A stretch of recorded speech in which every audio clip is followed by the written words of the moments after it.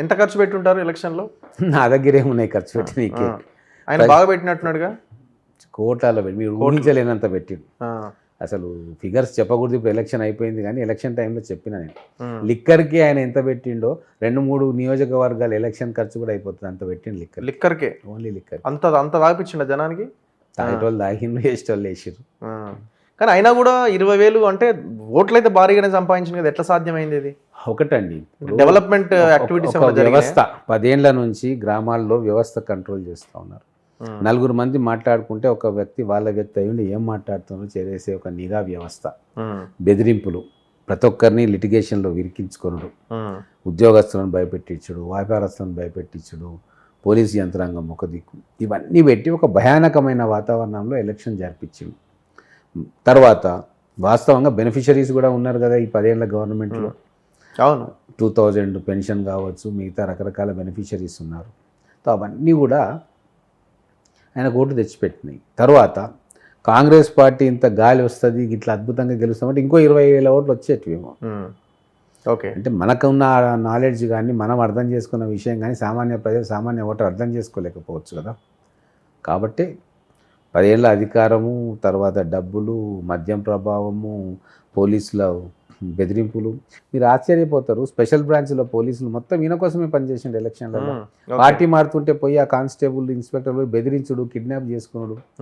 ఇదేంది అని చెప్పి ఎస్పీకి చెప్తే, డిఎస్పీకి చెప్తే ఏం చేయలేని పరిస్థితి. అంతటి తీవ్ర నిర్బంధంలో ఎలక్షన్ జరిగింది. సో మరి మీరేమైనా మార్చిరా అక్కడ ఉన్న అధికారులను? వాళ్ళే కంటిన్యూ అవుతున్నారా? లేదండి, ఒకటి నేను ఇంటర్ఫియర్ అయ్యే అధికారిని మార్చాలని చెప్పా. ఉన్న అధికారులతో నేను పనిచేసుకుంటా, నేను ప్రజాస్వామ్యవాదిని. సరే, ఇప్పుడు కొత్త ప్రభుత్వం వచ్చింది కాబట్టి ఖచ్చితంగా రేవంత్ రెడ్డి గారు, మంత్రివర్గము వాళ్ళ ఆశలకు అనుగుణంగా పనిచేసే వ్యక్తులను వాళ్ళు నిర్ణయించుకుంటారు. రేపు కలెక్టర్లు కానీ, ఎస్పీలు కానీ, మిగతా యంత్రాంగం కానీ ఖచ్చితంగా మారుతుంది. టెన్యూర్ ఉంటుంది ప్రతి ఆఫీసర్కి. అక్కడ 10 సంవత్సరాలు ఒకటే జిల్లాలో ఒకటే పోస్టింగ్లో ఉన్న వ్యక్తులు ఉన్నారు మా మహబూబ్నగర్ నియోజకవర్గంలో. 10 సంవత్సరాలు కేవలం ఎన్నికల కోసం వాళ్ళని అటు ఇటు మార్చుకొని కార్యకర్తలాగా పనిచేయించుకోవడానికి ఆఫీసర్లను పెట్టుకున్నారు. వాళ్ళందరూ ఖచ్చితంగా ఎప్పుడోకప్పుడు పోక తప్పదు కదా. 2 సంవత్సరాలు ఒక జిల్లాలో ఒక నియోజకవర్గంలో పనిచేస్తారు. ఎలక్షన్ కమిషన్కు ఫిర్యాదు చేసినా కూడా వాళ్ళు రిపోర్ట్ ఇవ్వమంటే కూడా తప్పుడు రిపోర్ట్ రాసి పంపించారు. సో అంత వ్యవస్థను మేనేజ్ చేసుకున్నారు వాళ్ళు.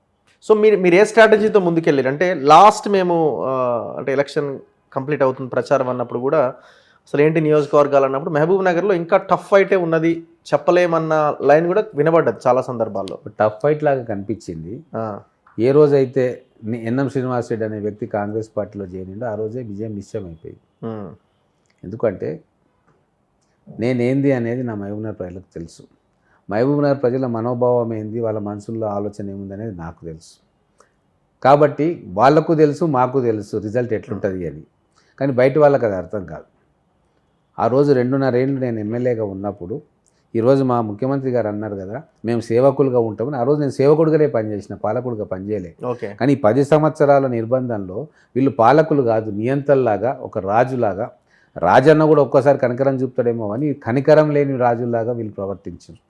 ఎన్ని వందల మంది కేసులు పెట్టిండ్రు, ఎంత బెదిరించుకున్నారు. వ్యాపారం చేసుకునే స్వేచ్ఛ కూడా లేకుండా, భూములు అమ్ముకునే స్వేచ్ఛ లేకుండా ఇక చాలా నిర్బంధాలు చేశారని చెప్పి లాభం లేదు. ఎలక్షన్ ముందు ఇప్పుడు అయిపోయింది. మంత్రి కాబోతున్నారా మరి మీరు? ఇంటలెక్చువల్, తెలంగాణ వాది అన్నీ ఉన్నాయి కదా, మీకు కావాల్సిన అన్ని అర్హతలు ఉన్నాయి కదా, అయ్యే అవకాశం ఏమైనా ఉందా, ఛాన్స్ ఉందా? లేదండి, మా లక్ష్యాలు నెరవేరినాయి. ఓకే, ఈ ఎన్నికల్లో కేసీఆర్ను ఓడగొట్టాలి, ఈ దౌర్జన్యకరమైన విధ్వంసకరమైన పరిపాలన వద్దు, టీఆర్ఎస్ ప్రభుత్వం పడిపోవాలి అనుకున్నాం. పడిపోయింది. తర్వాత మా జిల్లావాసి నాతోటి ఒక దాదాపుగా 2001 నుంచి కలిసి రాజకీయాల్లో ప్రయాణం చేస్తున్నాం. మా మిత్రులు, మా రేవంత్ రెడ్డి గారు ముఖ్యమంత్రి కావాలనుకున్నాం, అది కూడా అయిపోయింది. సరే, పనిలో పనిగా నేను ఎమ్మెల్యే కావాలని కోరిక ఉంటే అది కూడా తీరిపోయింది. ఇక ఇన్ని తీరిపోయినాక నాకు మంత్రి పదవి ప్రజలకి చేయాలి కదా, ప్రజలు బాగుపడాలి కదా, వీళ్ళైతే సరిపోదు కదా. మా ఉమ్మడి జిల్లా వ్యక్తి ముఖ్యమంత్రి అయినప్పుడు మంత్రిగా చేసే డెవలప్మెంట్ కంటే కూడా ఎక్కువ డెవలప్మెంట్ మేము చేయగలుగుతామనే నమ్మకం మాకుంది. మా ముఖ్యమంత్రి గారు ప్రామిస్ కూడా చేసిండ్రు.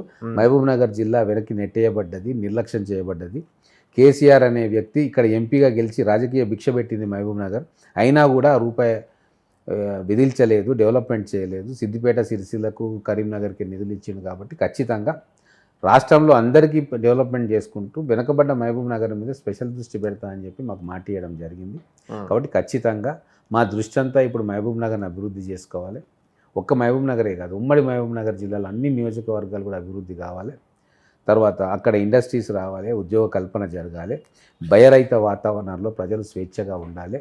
ఇటువంటి అరాచక శక్తులు మళ్ళీ కూడా మహబూబ్ నగర్ గడ్డ మీద మళ్ళీ రాజకీయ ముసుగులో రాకుండా కాపాడుకోవాలి. ఇటువంటివన్నీ కూడా మా ముందున్న లక్ష్యాలు.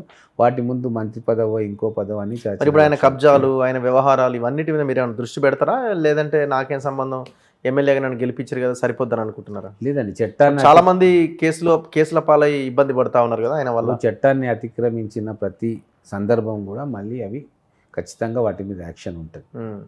ఇప్పుడు మేము చట్ట ప్రకారంగా పోయే వ్యక్తులు, దౌర్జన్యకర రీతిలో పోయి ఏదో ఫిజికల్గా ఏదో చేయాలని ఆలోచన లేదు. అటువంటి ఆలోచన కూడా మాకు రాదు, మా పార్టీకి రాదు, మా పార్టీ కార్యకర్తలకు రాదు. కానీ ఎక్కడెక్కడైతే ప్రజలు అన్యాయానికి గురైనరు, ఎక్కడెక్కడైతే బాధపడ్డారో, దౌర్జన్యానికి గురైనరు, ఖచ్చితంగా మా ప్రభుత్వం వాళ్లకు ఉపశమనం కలిగిస్తుంది. చట్ట ప్రకారంగా చట్టానికి లోబడే వాళ్ళకు న్యాయం చేసే ప్రయత్నం చేస్తాం.